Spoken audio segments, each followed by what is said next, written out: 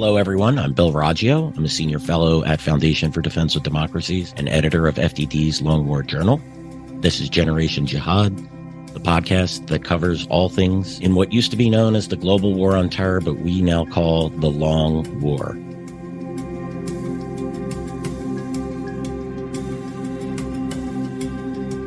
And today is Monday, so my co-host today is my friend and colleague, Joe Truzman.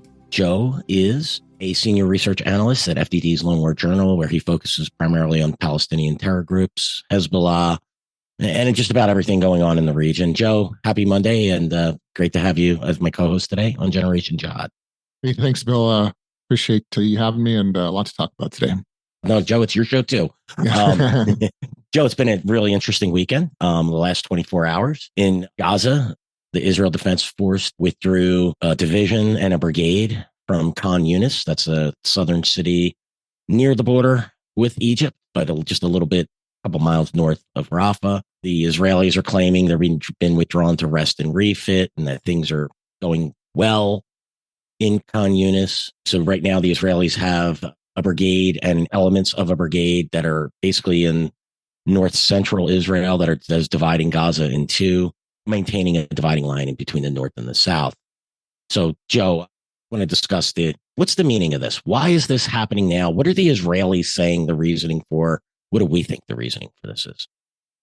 Yeah, so this is the hot topic, right? So why are they doing this now? And I'm still trying to grapple with this, with what's happening. So it's like you already said it, right? What the Israelis have said. I think they're also trying to, what they are saying is that they're maybe looking for a more tactical approach, right? Targeted raids, right? Kind of like what happened at Shifa Hospital the last a few weeks ago, where what I believe is that they just they knew what was happening at Shifa, and they just continued and monitored it and allowed just a bunch of terrorist activity there, and then chose a time to raid the hospital. Nevertheless, I think the explanation is that it's just they're going to do a more tactical approach instead of like a large ground operation like we've seen in Khan Younis or Gaza City and other areas of the Gaza Strip. So, but the important part. But why now, right? Why you've conquered Gaza City, or rather, I won't say conquered, but you've gone through Gaza City. You've gone through a significant city or a key hub of Islamic Jihad and Hamas in Khan Younis.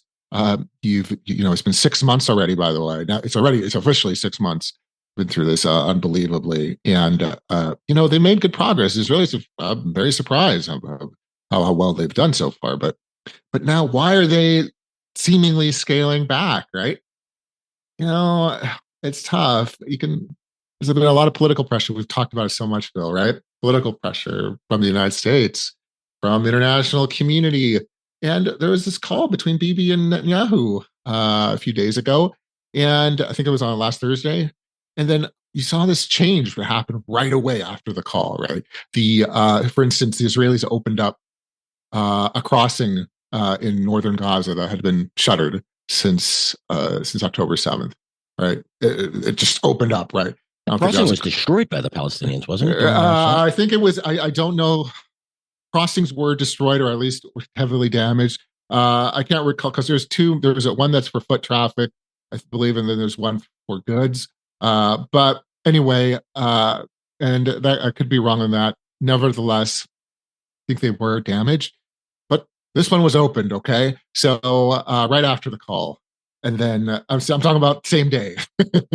So it's pretty obvious what happened there. And then now this. So, one could say, at least we're trying to be analytical about this, right? Forget if you're pro-Palestinian, forget if you're pro-Israel. If you look at this, you're like saying, well, Israel's probably caving into pressure, U.S. pressure. So I think that's what may be happening here as well, unfortunately. And it's not. I don't think it's a good sign. I think it encourages Hezbollah, it encourages Hamas, encourages all the other members of the so-called axis of resistance to continue doing what they're doing, because and we've talked about so much, Bill. when it comes to the United States and its support of allies and it's just itself, it can't play the long game, right? We know this. So, and I'm seeing that. So, so it's encouraging these groups and definitely encouraging Hamas. Why would they budge on a ceasefire or budge on demands for a ceasefire? So that's where I'm at right now. I think the Israelis will eventually go into Rafah. Is it going to be a ground operation, like a big one, like we've seen in Khan Younis and other, in other cities in Gaza? I don't know. I don't know, but I don't like the way this looks. I'll just say that. Yeah, and I agree with you, Joe. And we shouldn't like if the way this looks. Look, if the goal is to defeat Hamas, the Israelis are giving a lifeline to Hamas. We've talked about this numerous times, Joe, and Anthony, right. You would probably know this more than anyone. If those tunnels are still operational, if Hamas maintains a bulk of their fighting force, the Israelis estimate around 13,000 Hamas fighters have been killed in, if that's true. And I don't have any reason to doubt it. That's significant. Hamas is estimated to have anything between 18 to 20 something, I've heard up to 25,000 fighters. Yeah. The numbers vary. Yeah, the numbers vary. But look, given the fact that 3,000 Hamas fighters surged into Israel on October 7th, I think those 20,000 numbers up in the mid to high 20,000s is probably the real number here. There is no way Israel is going to defeat Hamas if it doesn't clear those tunnels, if it doesn't root out Hamas in Rafah and secure that border, which is also a lifeline to Hamas. And that's what I'm getting now. That's what I'm picking up. Yeah, there may be operations in Rafah, but if they're not full-scale operations to clear out Hamas and destroy that infrastructure, this is an absolute mistake for the Israelis. One of the threats from the Biden administration that we've seen over the last is that it hasn't been made overtly, but there's been talk of conditioning aid, and Secretary Blinken has said it, and Jake Sullivan, I believe, came out and said that, and other officials, spokesmen for the State Department have said it. So you have that threat, but what good are American weapons if America is handcuffing the Israelis and having them fight with two hands behind their back and telling them they can't go into Rafah to defeat Hamas? The Israelis at some point, in my estimation, should be calling the bluff of the Biden administration. This would become a very real domestic issue for the Biden administration. Despite what we see on the news, I think that a lot of the support for Hamas here is skin deep. And anyway, that's a whole political issue. I don't want to go too far into that, but the Israelis are making a serious mistake here, caving. I can read this no other way. Joe, you laid it out perfectly, right? That phone call's made Thursday, and then boom, you have a border crossing open. You have the Israelis coming out and saying, "Oh yeah, we'll secure that pier that the U.S. is going to build." And then they withdraw a division plus from Khan Younis, which again, look at a map, folks. It's like 2 miles north of Rafah. If your plan was to go in and clear Rafah, the last thing you want to do is reopen Khan Younis up to Hamas so they could bleed over into there and get back down in the tunnels and in the rest of their network that may still be existing. Yeah, it's well, sorry.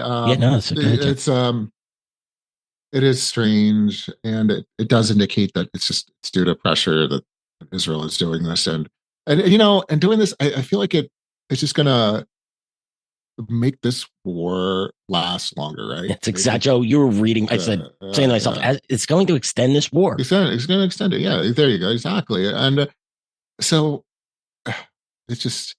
I mean, look, I know that the Israeli government and Israeli defense officials understand what's happening, and they know what we're talking about is probably something they already know, they understand, but for the reasons we're already talking about, they're having to caving to this pressure. It seems like but still, it's just extending this war, and the problem is the longer you extend it, the less chance that Israel is going to be successful and Hamas is going to be defeated, right? So yeah, it doesn't make sense, and there's other problems too, not just Gaza. You have Hezbollah in Lebanon, and something else I want to mention too a little just afterwards is the West Bank. There's some problems coming that recent days and recent weeks in the West Bank that I've observed. But that's really that can really bite the Israelis in the rear and the Palestinians, actually.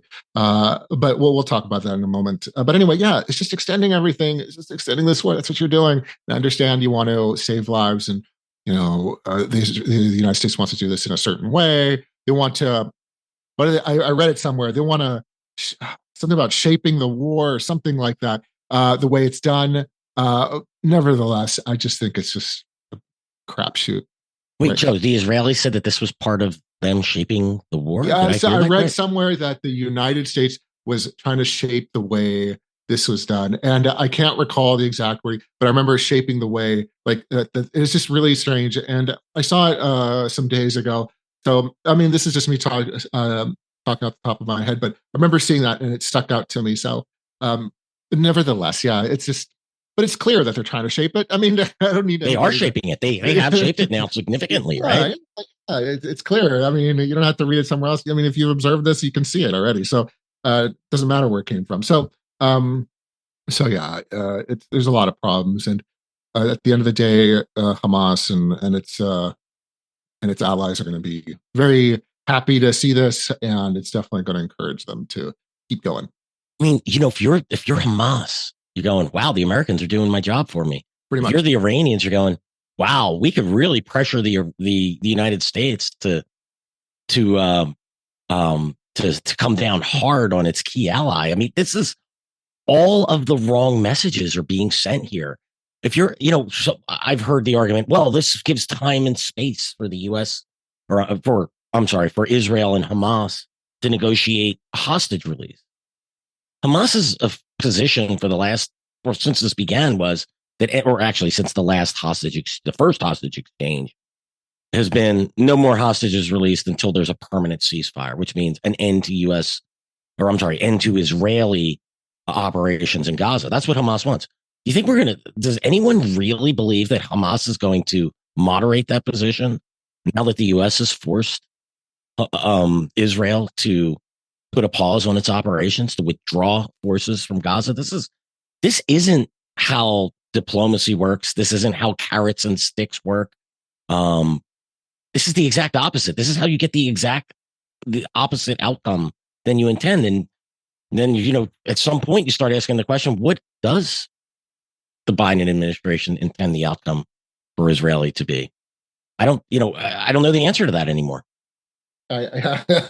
I can't believe you have to say that, but yeah, it's true. Yeah, but here we are, right? and you just told me something, and I just realized something and I'm glad you brought it up. So Hamas's position, like you were saying, withdraw Israeli force for a ceasefire to happen, or at least a temporary one, and a hostage deal. Israel has to withdraw its forces and completely and declare an end to the war. Okay, Israel has said hell no, basically, to those things. However, it seems to me now, processing everything, is that maybe what happened here is that an agreement was made. Maybe Israel and Hamas, indirectly, of course, or through the mediators, they reached an agreement where Israel would pull out most of its forces, right? And Hamas would, they just reach an agreement where Israel would pull out these forces, most of them, and Hamas would be essentially okay with that. Now, it's possible that's what happened, because now, look, the thing is... Joe, are you saying that Hamas would exchange some prisoners for a partial withdrawal? Yeah, I'm getting to that. Yeah, because listen to this. There's a ceasefire negotiations ongoing right now in Cairo. And you're reading the news, it's looking good, all right? Looking good. So all of this is just not a coincidence, okay? So I think they may have come to terms to some sort of agreement where they met each other halfway, right? Where Israel pulls out most of its forces in exchange for Hamas agreeing to hostage release, right? Or you could call it a temporary ceasefire as well. I think that's what may be happening here, okay? We'll know in the next few days or in the next week. But I think there might be actually a ceasefire coming in the next few days. But would it be a permanent ceasefire or a temporary ceasefire? No, I think it's going to be temporary. I don't think the Israelis are going to stop. I don't think. I hope, at least for the Israeli sake, it's temporary. I don't think it's permanent. So that's where I think Hamas has understood that Israel's not going to stop, right? So, so yeah, so I think that's what may be happening here. I'm just just going off So of what I'm certainly a reading. possibility. I Yeah, still think it. Listen, you know my position on this, yeah, Joe. yeah, While I sympathize and I understand the Israelis' desire to get all their hostages back, we're dealing with a different, this is different than making an exchange for a couple, 1,000 Palestinians for prisoners for one soldier. Israel was attacked in a horrific manner and that's a threat to, the Israelis need to be thinking beyond that, be thinking about the defeat of Hamas. And just the fact that it's, even if indirectly, negotiating with Hamas, which it is, I don't care if there's Qataris and Americans that are in the middle of these negotiations and they may or may not be directly talking. At the end effect is they're negotiating with Hamas after Hamas did what it did on October 7th. yeah. And that's a huge mistake as well. And I'm just going to bring up one more quick point. If the United States did engineer this, and this does work into a temporary ceasefire and a possible hostage exchange, why isn't Hamas releasing I've heard the number is either 5 or 6 Americans who are in custody, who are being held hostage by Hamas. What is the U.S. ever getting out of this deal? When has President Biden stood up and said, Hamas, return our American prisoners? He won't do that. And this all just smacks of weakness to me. Not shocking, given what we witnessed in Afghanistan. This administration is horrible at negotiations, at reading the enemies, relying on what it thinks are partners like Qatar, and it did it in Afghanistan, and it's doing it now with this conflict. This is all just mistaken, just bad diplomacy, bad policy all the way around from the Biden administration. Yeah, it is. Again, they're just playing back to politics, right? That's what I'm saying. Everything started great at the beginning, the first few months, and then it just went downhill from there. So, but yeah, it's tough. And yeah, I would like to hear more about the Americans. I don't from the Biden administration. I'd like to hear anything about them. Yeah, that'd be nice. I mean, it's like we should be seeing on the news, day 185, the exact number is. Yeah. 5 Americans held by Hamas. Not a peep in the media. They don't even want to discuss American hostages. It's absolutely. And they did the same thing again in Afghanistan. I hate to bring that up, but there's still Americans that are trapped in Afghanistan, and we're not hearing about it. Yeah. Makes you think twice about taking the trip overseas, because it used to be that your government had your back, and I don't get that feeling anymore.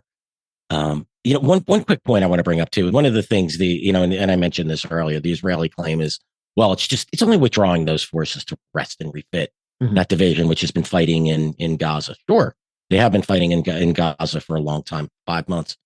If this was a planned operation, where are the Israeli troops that you're replacing them? Because this is what you do in these situations. You rotate a unit off the line. By the way, they wouldn't be pulled off en masse. They'd be, taken out battalion by battalion until you achieve and be replaced, which is what should have been done. This is one of the tells to me that this was political pressure and not a planned withdrawal, because I don't think the Israelis are stupid enough to think that Khan Younis is secured, or that the best way to go into Rafah is to reopen Khan Younis to allow Hamas to bleed back in there. So I just wanted to bring that up. No, it's a very good point. That's excellent. So yeah, it's sometimes you got to read between the lines here, right? Like little things like that. If they tell me that these things didn't happen quite the way people think or quite the way that governments are saying. Look, we understand the Israelis have to put a best face on this. Right. I don't think anyone believes them. You have to really want to believe the Israelis to think that this is a good thing. But if you're looking at this objectively, it's not good military policy, and it's not good political policy as well. It's just bad policy all around. Oh no, absolutely. But I did mention this earlier, and I kind of just switching gears just a little. Yeah, Joe, I do want to hear about the West Bank. I'm bringing that up back up. Yeah, it's really interesting actually. So, it's been about a month, I would say. About a month ago, the Israelis stopped a suicide potential or suicide attack in Tel Aviv. Well, it was from there was a Palestinian from the West Bank was intending to carry out a suicide bombing in Tel Aviv. All right, they stopped him, actually killed him. It all happened in the West Bank, and then a few weeks later, something similar happened. Okay, so that's two within weeks of each other, and then interestingly, last week on Friday, the Palestinian Authority in Jenin, they thwarted a Islamic State cell operating in the area that had prepared, at least from the reports I read, up to I think it was 3 car bombs that we're going to target, not the Israelis. They're going to target the Palestinian Authority security forces. All right. So, and this was significant, by the way. These aren't just like tiny explosives. They had these vehicles packed with bombs. So anyway, yeah, it wasn't an aspirational plot where no. This guy was reaching out to people to gather supplies and building his network. No, they picked up real car bombs. Serious. Here. Yeah, it was very serious, and they even had a mortar shell. I have no idea where they got that from. Anyway, and then yesterday there was an attack, a Palestinian attack. It was in the West Bank. It wounded a soldier, all right, and he got away. And the Israeli security forces found his vehicle, and in that vehicle was a large bomb. All right, so and it was intended to be used as a car bomb, right? So as an analyst, you pick up this stuff, right? You see, you look for patterns, right? Because that's important. And I'm seeing this pattern of attempted suicide attacks, car bombs. This is serious, okay? So this isn't normal for the West Bank. I mean, here and there, it happens over the years where these people attempt to either establish organizations like Hamas and Islamic Jihad try to pull something, some spectacular attack off, and they're thwarted by like the Shin Bet, for example. But this is all within a few weeks of each other. And already we know the West Bank has been in an uptick of violence since 2021, since summer 2021. So I just see things just getting progressively worse. And these recent thwarted attacks, these thwarted bombing attacks, super concerning. And it's not really being talked about a lot, I think. And the Palestinians and the Israelis really dodged like major bullets here, right? Big events could have happened. So this would have turned the West Bank upside down if at least one of these attacks would have occurred. The Islamic State won against the Palestinian Authority, maybe not nearly as much, but still, these are significant events, right? I don't know. I can't say if these are being manufactured or being directed by terrorist organizations like Islamic Jihad and Hamas, just because I haven't seen anything on it. Nevertheless, it's important to know, and I just wanted to bring it up, right? Because the West Bank is just another front that Iran is trying to basically foment violence, right? They've said it already, and they've been pumping money into the West Bank as far as for terrorist organizations and arms, including advanced weaponry. So it's the West Bank's it's getting bad. It's getting worse. It's not getting better at all. So I just want to bring that up to the listeners because one day things might pop off, and it's again. We've been waiting for it, right, Joe? Yeah, We've seen sniper attacks; those seem to be increasing, right? In the West Bank, there's just a lot of shootings, lots of shooting attacks. Most of it's done by established organizations.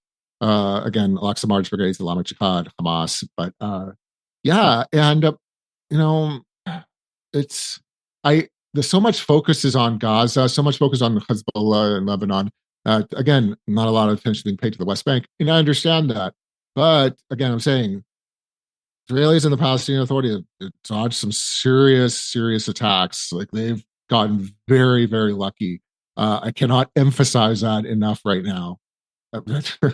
So, and I just don't think one day one's going to get through. Okay, and I'm not just talking about a shooting attack. I'm talking about one of these guys with explosives in his vehicle.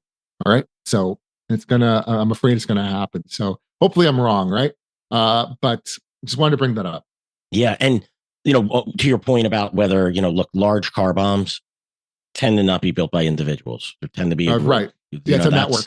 Yeah. This is usually right. I mean, it's certainly possible. The thing about the West Bank that really, at least the border with Lebanon, you can manage a border. The same thing with Gaza, a little more difficult with the southern border with Gaza, but you can somewhat contain the way the Israelis and Palestinians are intermixed in the West Bank.